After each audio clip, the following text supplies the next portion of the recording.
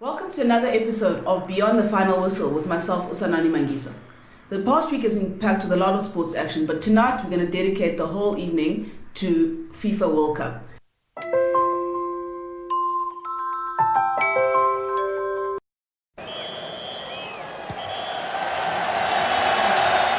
Right, ladies and gentlemen, we're going to dive into the next topic, and Argentina. Guys, hit and miss at this World Cup. They're on the brink of exiting the World Cup. They've got a game against Nigeria, and they have to win. They have to win. Where is it going wrong? Players, coach, camp? Everything's wrong. You said hit and miss. At the moment, it's miss and miss. It's all miss. I don't even know where to start. I honestly don't know where to start. The selection on the second game was just wrong. No one could identify with what exactly Argentina were trying to do. You had left backs and right backs having more possession than attacking players. Sergio Aguero was taken off just after they conceded a goal. Just nothing went right for Sampaoli on the day. And it didn't help that he looked like he was getting ready to go clubbing, immediately after the game. But guys, why are you surprised? Let me ask this in all earnest, because this is a team that almost didn't qualify from the World Cup. So they get to the World Cup, yes, they're Argentina, they come with the name. But are we surprised? Well, I'm surprised because, if you look on paper, if you look at they arguably have the best attackers in the pound for pound, in the World Cup. But now where I don't really understand is when you have them on the bench, right? And then I don't know, maybe they have like a 90% local rule.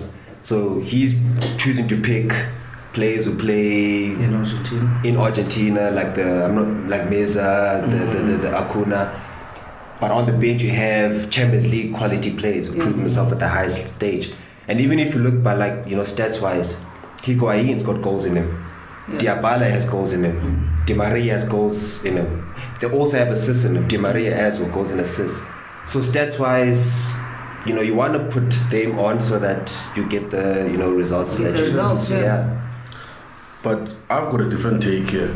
We live in an era where when you've got a superstar in your team, he must take the blame for teams' performances. We know they've got an awful coaching situation there with Sampaoli and his selection, but Messi has looked dead in this tournament. He's got no emotions. He hasn't showed any emotions in the two games that we've watched. He's just looked disconnected and distant from the team. And when you're a great player like Messi, you are supposed to lead that team to the promised land. He's supposed to take over that team and make sure that all of these Sampaoli brain farts are not visible. Now, case in point, if you remember the 2006 World Cup, France was struggling through the group stages. And Zidane, he had Raymond Domenech as a coach, who was an awful coach. Zidane led that team to the final of the World Cup by himself. He took over everything, the leadership of that team.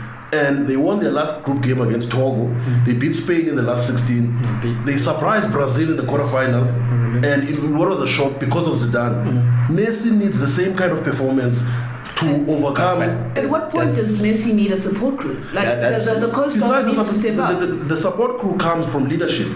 Now, the way Messi has played, he hasn't inspired leadership from the other players. The players are not feeding off him. He needs to be the focal point of that team and the attack of the team. The guy Sampaoli, we know is an awful coach. We've seen it. He played. How do you experiment with three at the back during a group game on the World Cup? But you see, that's my problem, though. That's my problem, is that if we want to put all the blame on the star player, at least have the basic foundations for a team. You know what I mean? So we know they've gone to 3 coaches in a year. So there's no stability there. We know they struggle to qualify. So we know that this is not the greatest Argentina team in the world. Having said all that, you are now at the World Cup. Do you not try and set your team up in a way that benefits everyone and not necessarily look to Lionel Messi?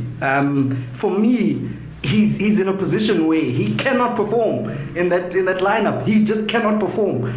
Batando mentioned Acuna. He mentioned these are players. Enzo Perez and Javier Mascherano in the center of midfield. Essentially, you had Otamendi playing as a playmaker. He was the one who was dictating play. How is the ball going to get to Messi in a dangerous area? But then again, I read somewhere Maradona, and the old players, Jorge Valdano, were saying they're going to have a team meeting. Yeah. And they blame the Argentinian Football Association, the president, for supporting Sampaoli, knowing his inefficiencies. Okay. So there's a lot going on in Argentina besides the play and the coach. It looks like there's a battle between the federation and Sampaoli. And, I mean, At what point are you now at the World Cup? You don't need motivation to play. You know you're going to get paid, fine, that's taken care of. You're at the World Cup, play. But the great players, that's what I'm saying, Snacks, is that the great players are supposed to overcome awful coaching situations. You have to overcome it. It's a World Cup now. His legacy is going to be dented because of an awful coach. He needs to, it's about him now. Messi, it's Messi's time. He's 30 years old. He's playing his third World Cup. He needs to come out of his shell and say, guys, this is a bad situation for everybody. We know this coach is awful. Let's play. I think it's all on Messi because in the end, if they get knocked out of this World Cup, people are going to say Messi didn't deliver. Yeah. Besides the coach, we will forget about Sampaoli. Sampaoli will be old news. But Messi is the great player here. I think the most glaring thing is that he doesn't even have a goal.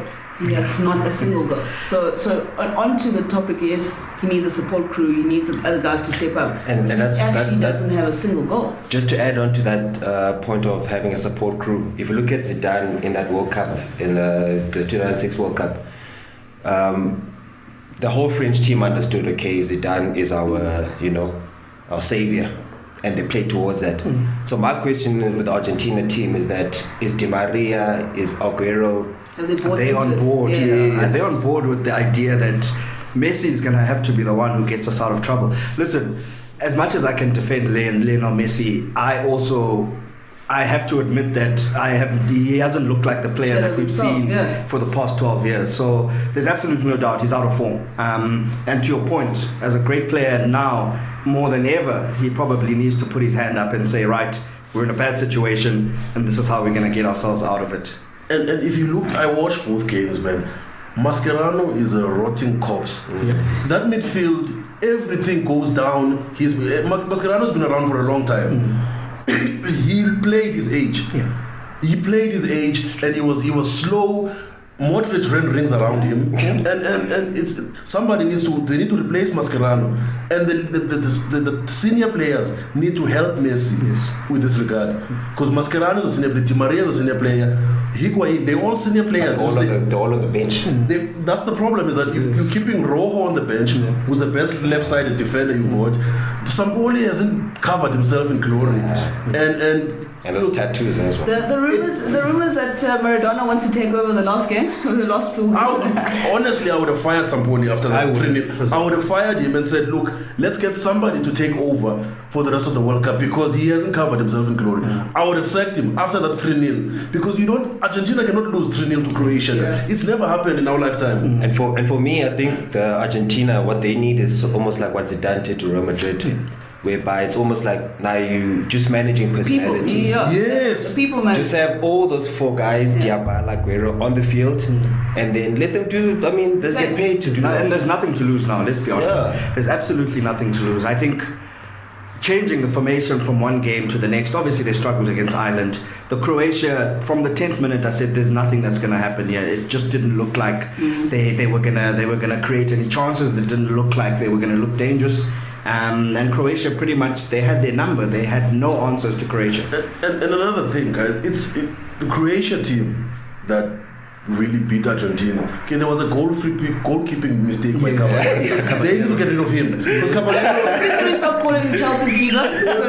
It's Chelsea's third choice. Other choice. Caballero, He led that at Chelsea. even the games we watched when he was at City, he was very shaky before he moved to Chelsea. You can't have a 34-year-old. That guy didn't look like he wanted to be in that team. He didn't look like the first goal that he gave away was pathetic. It was pathetic.